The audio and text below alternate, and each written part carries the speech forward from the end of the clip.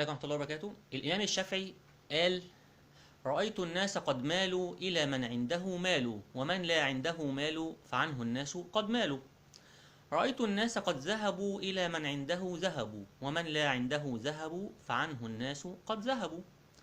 رأيت الناس منفضة إلى من عنده فضة، ومن لا عنده فضة فعنه الناس منفضة.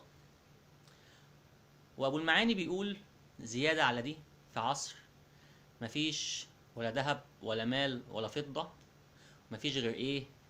غير الفكة. رأيت الناس منفكة إلى من عنده فكة، ومن لا عنده فكة فعنه الناس منفكة.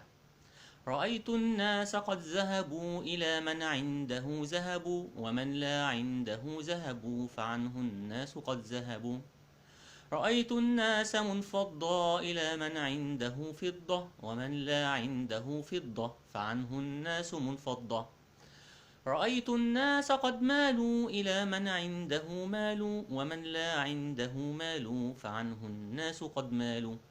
رأيت الناس منفكة إلى من عنده فكة، ومن لا عنده فكة فعنه الناس منفكة.